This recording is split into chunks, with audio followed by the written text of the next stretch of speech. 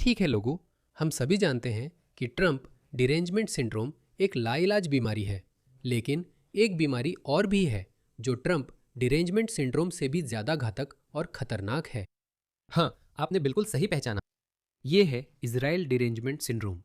ये इतना घातक और आक्रामक है कि अगर आप ट्रम्प के बड़े प्रशंसक या समर्थक हैं, लेकिन फिर आपको इजराइल डिरेंजमेंट सिंड्रोम का यह कीड़ा लग जाए, तो आप ट्रम्प के खिलाफ भी पूरी तरह पागल हो सकते हैं। कुछ नाम हैं जो पिछले कुछ सालों से चर्चा में हैं। देखिए, मैं कभी भी इन लोगों का प्रशंसक नहीं रहा। मेरी 7 साल की सोशल मीडिया हिस्ट्री है। मैं इन लोगों की तारीफ कभी नहीं करूंगा। सबसे बड़े, सबसे पागल, सबसे सनकी इंसानों में से एक जिसने अपने लिए सालों में बहुत अच्छा किया है, वो है एलेक्स जोन्स। असली टिनफॉयल हैट वाला साजिशी थ्योरीबाज, असली बकवास फैलाने वाला। वह लगभग 25 साल से इस काम में है, तो उसने अपने लिए अच्छा किया है। इस आदमी ने सालों में कुछ सबसे अजीबोगरीब षड्यंत्र सिद्धांत बनाए हैं। और आप जानते हैं, बंद घड़ी भी दिन में 2 बार सही होती है। तो अगर एलेक्स जोन्स ने कुछ बातें सही भी कही हों, तो इसका मतलब ये नहीं है कि उसने सालों में जो भी अजीब पागलपन भरी साजिशें फैलाई हैं, जैसे कि सैंडी हुक नरसंहार एक धोखा था, वो सब सही हैं। और बेशक मेरा पसंदीदा, वो मेंढकों को समलैंगिक बना रहे हैं। समलैंगिक मेंढक की साजिशी थियरी उसने करीब 10 साल पहले फैलाई थी। मैंने आसपास ज्यादा समलैंगिक मेंढक कूदते हुए नहीं देखे हैं, समझ रहे हो? मैंने मेंढकों की आबादी में तेज गिरावट नहीं देखी। अगर वो उन्हें समलैंगिक बना रहे हैं, तो ऑस्ट्रेलिया में केन टोड का उपद्रव है। उन्होंने हमारी वनस्पति और जीव जंतुओं को नष्ट कर दिया है। अगर वो उन्हें समलैंगिक बना रहे हैं, तो इतना बुरा नहीं है। अगर वे ऐसा कर सकते हैं, तो कृपया वेस्टर्न ऑस्ट्रेलिया में केन टोड का प्रकोप के साथ भी करें। तो वह उनमें से एक है। मेगन कैली भी हैं, जिन्हें मुझे पहले पसंद था, लेकिन अब उन पर ज्यादा ध्यान नहीं देता। और कैंडस ओवेंस, हे भगवान, वो अब इजराइल विरोधी सनक का चेहरा है और इससे भी आगे बढ़ती है। तो मेरे कहने के बजाय ट्रंप ने आखिरकार अपना आपा खो दिया और उस पर टिप्पणी की। तो ये एक बहुत ही दिलचस्प लंबा ट्वीट है जिसे पढ़ना लायक है। मैं जानता हूं कि टकर कार्लसन, मेगन केली, कैंडेस ओवेंस और एलेक्स जोन्स सालों से मेरे खिलाफ इसलिए हैं क्योंकि वे मानते हैं कि ईरान, जो आतंकवाद का नंबर 1 राज्य प्रायोजक है, के पास परमाणु हथियार होना अच्छा है। हो सकता है वे इसे सीधे तौर पर न कहें, लेकिन मैं आपको बता दूं, राष्ट्रपति ट्रंप ने इसे उतनी ही स्पष्टता से बताया है जितनी होनी चाहिए, क्योंकि ईरान पर हमला न करने का मतलब है कि आप उन्हें जो चाहे करने की आज़ादी दे रहे हैं। पूरे क्षेत्र को बंधक बनाना आतंकवादी प्रॉक्सी जैसे हमास, हिजबुल्ला, हौथी, जब तक वे इजराइल को प्रभावित करते हैं, टकर, एलेक्स और कैंडस ओवंस इसका समर्थन करते हैं। मुझे मेगन के बारे में कम पता है, लेकिन ट्रंप अमेरिका के राष्ट्रपति हैं, जो दुनिया का सबसे शक्तिशाली देश है। इसलिए वो बस यूं ही नजरअंदाज नहीं कर सकते कि ओह, ये ईरान कर रहा है। यही कारण है कि ईरान डेमोक्रेट्स और रिपब्लिकन दोनों की नजरों में एक आक्रामक देश रहा है। ट्रंप इकलौते राष्ट्रपति हैं जिन्होंने इस पर कुछ किया, क्योंकि इन सब में एक जैसी बात है, कम आईक्यू। ठीक है, मैं इस पर आपसे बहस नहीं करूंगा। वे बेवकूफ लोग हैं। बेवकूफ वे खुद जानते हैं, उनके परिवार जानते हैं और बाकी सभी लोग भी जानते हैं। उनका अतीत और रिकॉर्ड देखिए, उनमें कभी काबिलियत नहीं थी। उन्हें टीवी से बाहर कर दिया गया, शो छिन गए और अब कोई उन्हें टीवी पर बुलाता भी नहीं, क्योंकि कोई परवाह नहीं करता। वे पागल लोग हैं, झगड़ा करने वाले हैं और थोड़ी सी मुफ्त और सस्ती पब्लिसिटी के लिए कुछ भी बोल सकते हैं। अब उन्हें लगता है कि थर्ड रेट पॉडकास्ट से कुछ क्लिक मिल सकते हैं, पर कोई उनकी चर्चा नहीं करता और उनके विचार मागा के बिल्कुल विपरीत है। वरना मैं राष्ट्रपति चुनाव भारी बहुमत से नहीं जीतता। मागा मुझसे सहमत है, यह सच है। और अभी अभी CNN ने ट्रंप को 100% अप्रूवल रेटिंग दे दी। यह सच है। मैं आपको जल्दी से यह दिखा देता हूं ताकि आपको पता चल सके। आप जानते हैं कभी कभी जब आप पोलिंग डेटा देखते हैं तो कुछ नंबर ऐसे होते हैं जो स्क्रीन से सीधे आपकी नजर में आ जाते हैं, और ये भी उन्हीं में से एक है। क्योंकि यहां देखिए, मैगा जीओपी की ट्रंप के बारे में राय, समर्थन 100%। 100%। अगर आप मैगा और जीओपी के सदस्य हैं तो आप डोनाल्ड जॉन ट्रंप को 0% अस्वीकार करते हैं। कहिए कि वे असहमति जताते हैं। गणित का जीनियस ना होते हुए भी आप जानते हैं कि 100% से अधिक नहीं हो सकता। वे 1972 के मायामी डॉल्फिन्स हैं। अब कुछ रिपब्लिकन्स ऐसे हैं जो डोनाल्ड जॉन ट्रंप को अस्वीकार करते हैं, लेकिन वे मेक अमेरिका ग्रेट अगेन आंदोलन का हिस्सा नहीं हैं। ऐसे मूर्ख नहीं जैसे टकर कार्लसन, जो कॉलेज भी पूरा नहीं कर सके और फॉक्स से निकाले जाने पर टूट गए थे। ये सच है। यह एक बहुत अच्छी तरह से प्रलेखित घटना है। इलन मस्क ने उन्हें सहारा दिया और कहा कि आप अपना इंटरव्यू एक्सक्लूसिवली एक्स पर कर सकते हैं, जिससे उन्हें नई उम्मीद मिली। और फिर आपने देखा कि वो रूस गए और पुतिन का बहुत नर्म इंटरव्यू लिया। उन्हें वैसे ही सुना जैसे स्कूल बॉय सुनता है। वह कट्टर यूक्रेन विरोधी और रूस का अंधभक्त है। यह आदमी पागल है। राष्ट्रपति ट्रंप बहुत चालाक हैं। उन्होंने टकर कार्लसन की बातें इस्तेमाल की। एप्स्टीन फाइल घोटाले में ट्रंप सत्ता में आने से पहले ही इन साजिशी थ्योरीज को बढ़ावा दे रहे थे। अब जब वे सत्ता में आए तो कहने लगे, ओह, आप इसकी मांग क्यों कर रहे हैं? ट्रंप, आपने तो कहा था कि मुद्दा खत्म हो गया। ट्रंप ने उन बातों का इस्तेमाल इसलिए किया क्योंकि उन्होंने देखा कि इससे उन्हें बहुत सारे वोट मिल सकते हैं, और फिर वही बात उनके लिए आंख की किरकिरी बन गई। ये तो बस राजनीति है। इसी वजह से मैं ये नहीं मानता कि ट्रंप बेवकूफ़ है। ट्रंप बहुत चालाक, समझदार नेता है। वह बहुत होशियार आदमी है। उन्हें माहौल को समझना आता है। उन्हें लोगों को पढ़ना आता है। इसीलिए जेंक उइगुर जैसे लोग, जिनका हमेशा ब्लड प्रेशर बढ़ा रहता है, कहते हैं ट्रंप बेवकूफ़ है। आप कह रहे हैं कि कोई मूर्ख होकर भी राष्ट्रपति पद 2 बार जीत सकता है, तो यह आपके देश के बारे में क्या दर्शाता है? नहीं, ट्रंप बहुत चालाक है।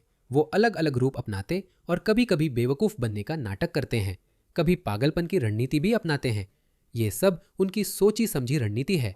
ट्रंप मूर्ख नहीं है। उन्हें हमारे समय के सबसे चालाक और होशियार राजनेताओं में गिना जाएगा। बस इसी कारण मैं ट्रंप की सराहना करता हूं, हालांकि उनकी हर बात से सहमत नहीं हूं।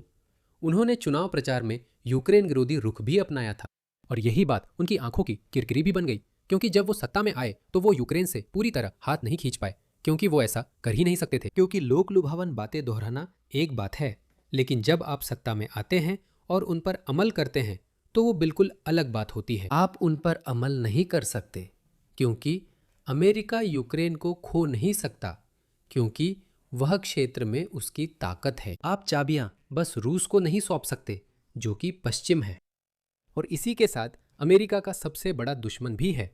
ट्रंप इसे पुतिन के साथ दोस्ती की तरह दिखाते हैं, जबकि हकीकत इससे अलग है। एक और बात है कि इन यूरोपीय नेताओं ने इसे गलत समझा। ईरानियों से कुछ सीखा।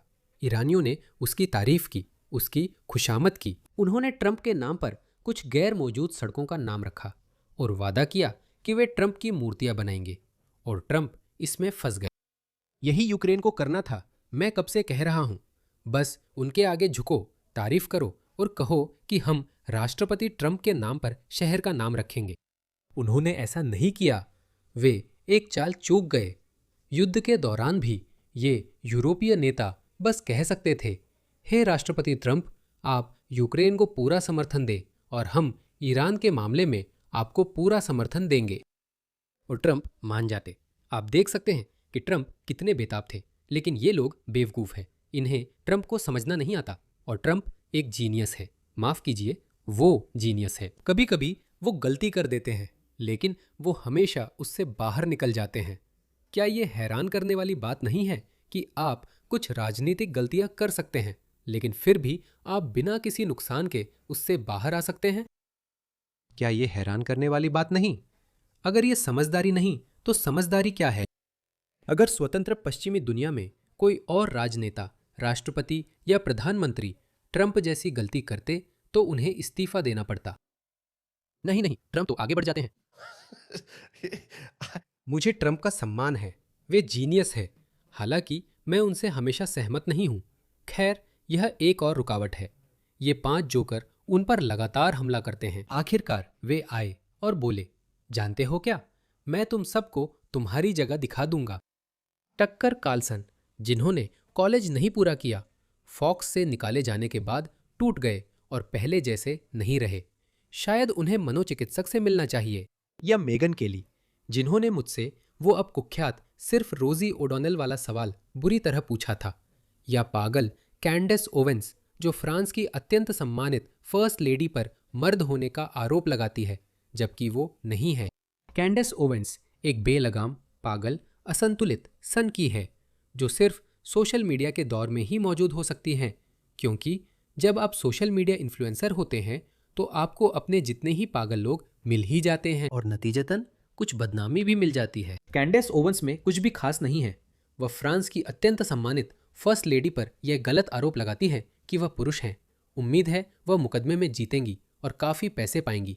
मुझे भी लगता है कि वह जीतेंगी। असल में मेरे लिए तो यही सबसे अच्छी बात है। फ्रांस की फर्स्ट लेडी कैंडेस ओवेंस से कहीं ज़्यादा खूबसूरत महिला है। असल में इसमें कोई तुलना नहीं है। आपको ट्रंप से प्यार करना ही पड़ेगा। उसे पता है कहाँ सबसे ज्यादा चोट पहुंचानी है। ओ भगवान, दिवालिया एलेक्स जोन्स। क्या आपको पता है ये मजाकिया क्यों है? क्योंकि डोनाल्ड ट्रंप खुद कम से कम 3 या 4 बार दिवालिया होने की अर्जी दे चुके हैं, लेकिन सिर्फ ट्रंप ही इसे किसी और के लिए अपमान के तौर पर इस्तेमाल कर सकते हैं। मुझे नहीं पता एलेक्स जोन्स कैसे जवाब देते। यही इसकी खूबसूरती है। वो इसी बात में उलझ जाएगा, दिवालिया एलेक्स जोन्स। और आपने 4 बार दिवालिया होने के लिए आवेदन किया है। ट्रंप, अगर मैं नाकाम हूं तो आप भी बड़े नाकाम हैं। लेकिन फिर ट्रंप आसानी से पलटकर कह सकते हैं, लेकिन 1 मिनट रुकिए, क्या आप 3 बार संयुक्त राज्य अमेरिका के राष्ट्रपति बने? क्योंकि ट्रंप ऐसे ही कहेंगे। ये दिवालिया एलेक्स जोन्स जो सबसे बेवकूफ़ी बातें कहते हैं। उन्होंने कई बार बहुत बेवकूफ़ी बातें कही, लेकिन इस बार तो हद ही हो गई। डोनाल्ड ट्रंप पाखंडी नहीं बल्कि समझदार और होशियार राजनेता है। वह जानते थे कि एलेक्स जोन्स पागलपन और बेवकूफ़ी की बातें करते हैं, लेकिन उन्हें यह भी पता था कि शायद मैं इसका थोड़ा सा फायदा अपने लिए उठा सकता हूं, और उन्होंने इसका 2 बार इस्तेमाल किया। ट्रंप ने एलेक्स जोन्स का 2 बार इस्तेमाल किया और फिर उसे उसी निकम्मे घटिया आदमी की तरफ फेंक दिया जो वह है। बहुत बढ़िया राष्ट्रपति ट्रंप। मैं ऐसा नहीं कर सकता। अगर मैं एक राजनेता होता तो भी मैं ऐसा नहीं कर सकता था, लेकिन वो तो मेरी बात है। इसी वजह से मैं राष्ट्रपति नहीं हूं। इसी वजह से मैं कोई नहीं हूं। मैं कोई खास नहीं हूं। ठीक है, अगर आप किसी इंसान को उसकी रणनीति के आधार पर जज करने जा रहे हैं तो जानते हैं क्या, आप एक हारी हुई जंग लड़ रहे हैं। असली दुनिया में जब तक कुछ गैर कानूनी नहीं है, मैं अर्नोल्ड श्वार्ज़नेगर के कथन कानून मत तोड़ो लेकिन नियम तोड़ो में विश्वास करता हूं। मैं इससे सहमत हूं। यही ट्रंप ने हमेशा किया है और उन्हें देखिए, इतिहास उन्हें याद रखेगा। ना आपको, ना मुझे, ना एलेक्स जोन्स। यही तरीका है दोस्तों। खिलाड़ी से नफरत मत करो, मुझे खेल से नफरत है। ट्रंप सिर्फ खेल रहे हैं, नियम उन्होंने नहीं बनाए। दिवालिया एलेक्स जोन्स, जिन्होंने कुछ सबसे बेवकूफ़ी भरी बातें कही, सैंडी हुक शूटिंग पीड़ितों के परिवारों पर भयानक हमला किया और अपनी पूरी दौलत गंवाई, जैसा कि होना चाहिए था। एक और बात, उस मुकदमे में क्या आप जानते हैं उन्होंने क्या कहा? उन्होंने कहा, जब मैं कैमरे के सामने आता हूं तो एक किरदार निभा रहा होता हूं। मेरा वो मतलब नहीं था। सच में? उसका करियर तभी खत्म हो जाना चाहिए था। लेकिन जब आप पागल बातें बोलते हैं, कुछ लोग हमेशा सहमत हो जाते हैं। यही एलेक्स जोन्स के साथ भी हुआ। बिल्कुल बेवजह दावा करना कि सैंडी हुक नरसंहार एक धोखा था। ये तथाकथित टिप्पणीकार हारे हुए लोग हैं और हमेशा हारने वाले ही रहेंगे। अब फेक न्यूज़। CNN, गिरती हुई न्यूयॉर्क टाइम्स और बाकी सभी कट्टरपंथी वामपंथी समाचार संस्थाएं उनकी तारीफ कर रही हैं और पहली बार उन्हें सकारात्मक कवरेज दे रही है, जो उनके लिए बहुत बड़ा प्रोत्साहन है। ट्रंप के खिलाफ रहो, क्योंकि सन की वामपंथ सब कुछ भूल चुका है और सिर्फ ट्रंप से नफरत की वजह से इन लोगों की तरफदारी कर रहा है। ये वामपंथियों में ट्रंप विरोध का जुनून की ताकत है और यही इन 4 पागलों में इजराइल विरोध का जुनून की ताकत है। एक 5वीं भी है, ट्रंप, उसका नाम लेंगे। वे मागा नहीं हैं, बस मागा से चिपकने की कोशिश कर रहे हैं। मैं उन्हें अपनी तरफ कर सकता हूं, ये सच है। लेकिन जब वे कॉल करते हैं और मैं उनकी कॉल का जवाब नहीं देता, क्योंकि मैं दुनिया और देश के मामलों में बहुत व्यस्त हूं और मैं दुनिया का राष्ट्रपति हूं, तुम हारने वाले हो। मुझे ब्राउन से प्यार है। उसे पता है कि तुम्हें तुम्हारी जगह कैसे दिखानी है। कुछ समय बाद वे बुरे हो जाते हैं, जैसे मार्जोरी ट्रेटर ब्राउन। अब मुझे इन बातों की परवाह नहीं, सिर्फ अपने देश के लिए सही करने की परवाह है। मागा जीत और ईरान को परमाणु हथियार न मिलने देने की ताकत की बात है। सही है, मुझे पसंद है। उम्मीद है राष्ट्रपति ट्रंप पीछे नहीं हटेंगे। मैंने सुना है कि राष्ट्रपति ट्रंप कोई रास्ता निकालने की कोशिश कर रहे हैं। मुझे उम्मीद है कि वह हार नहीं मानेंगे। इसीलिए मुझे इजराइल पर भरोसा है, क्योंकि वो कहेगा, मिस्टर प्रेसिडेंट, हमें काम पूरा करना है। यूएई और सऊदी अरब कह रहे हैं कि हमें यह काम पूरा करना है। मागा जीतने के बारे में है और ताकत यह है कि ईरान को परमाणु हथियार रखने की अनुमति न दी जाए। मागा अमेरिका को फिर से महान बनाने के बारे में है और इन लोगों को यह करना आता ही नहीं है। ये हारने वाले हैं। लेकिन मैं जानता हूं, क्योंकि अब अमेरिका दुनिया का सबसे ज्यादा चर्चा में रहने वाला कंट्री है। इस मुद्दे पर ध्यान देने के लिए धन्यवाद राष्ट्रपति डोनाल्ड जे ट्रंप। तो जाहिर है कि यह बात अनदेखी नहीं हुई। वो पागल कैंडेस ओवेन कह रही है, शायद अब दादाजी को वृद्धाश्रम भेजने का समय है। जानू, तुम्हें दिवालिया होने के लिए तैयार हो जाना चाहिए, क्योंकि तुम मैक्रों की पत्नी के खिलाफ वो केस हारने वाले हो। मैं राष्ट्रपति मैक्रों का फैन नहीं, लेकिन ये फ्रांस की फर्स्ट लेडी पर बेवजह और घटिया हमला था। भले ही वो आदमी होती। तुम कैसे जानते हो? तुम्हें इससे क्या फर्क पड़ता है? मैं मैक्रो की आलोचना करता रहा हूं, लेकिन कभी उनकी पत्नी पर हमला करने का नहीं सोचा, भले ही तुम मैक्रो से नफरत करते हो। ये लोग फिर से असंतुलित और पागल हैं। तो मैं राष्ट्रपति ट्रंप द्वारा बताए गए वित्तीय पतन का इंतजार नहीं कर सकता। देखो, मार्जोरी ट्रेटर ग्रीन भी इजराइल डिरेंजमेंट सिंड्रोम से पीड़ित है। यह बीमारी लाइलाज है। इसमें फंसने के बाद बाहर निकलने का कोई रास्ता नहीं है। वे और अधिक असंतुलित व गुस्सैल हो जाते हैं। वे अपना चेहरा बिगाड़ लेते हैं। एनार्क एक्सपीरियंस पहले बहुत खूबसूरत थी, फिर इजराइल डिरेंजमेंट सिंड्रोम आया और वो पहले जैसी नहीं रही। पूरी तरह पागल हो गई। जंग उइघुर ने उसे कट्टर बना दिया। असली कहानी नहीं पता, फर्क भी नहीं पड़ता। ये लोग पागल हैं। राष्ट्रपति ट्रंप ईरान के खिलाफ युद्ध छेड़ते हुए पागल हो गए हैं। एक टूटा चुनावी वादा। अगर मैं कहूं कि मैं युद्ध में नहीं जाऊंगा, लेकिन फिर मौका मिले देश के सबसे बड़े दुश्मन को खत्म करने का, अगर मैं सिर्फ चुनावी वादे की वजह से ऐसा नहीं करता, तो मैं कोई राजनेता नहीं हूं। मैं कोई नेता नहीं हूं। मैं तो बस एक अवसरवादी राजनेता हूं, क्योंकि मैं क्या करूं, मुझे अपनी वोट बैंक की चिंता है। वैसे भी ट्रंप को अपनी वोट बैंक की चिंता नहीं करनी पड़ती, और ये कोई बेकार की जंग नहीं है, ये एक जरूरी जंग है। मैंने टकर, मेगन, कैंडेस ओवेंस और एलेक्स जोन्स के साथ मिलकर ट्रंप को जिताने में मदद की थी। ओहो, अब क्या चाहिए? इसके बदले कोई मेडल? और अब वो एक ही पोस्ट में हम सबके खिलाफ बेतुकी बातें करने लग गया है। ओह, मुझे यकीन है जब उसने तुम्हारे वैचारिक विरोधियों में से किसी एक के खिलाफ बेतुकी बातें की थी, तब तुम्हें बहुत अच्छा लगा होगा। हम कभी नहीं बदले, ट्रंप बदल गए। America first. ईरान की इस्लामी हुकूमत के खिलाफ जाना, जो आधी सदी से अमेरिका की मौत के नारे लगाती है, यही असली अमेरिका फर्स्ट है। तुम इतिहास से अनजान, बौद्धिक रूप से दिवालिया जो करो,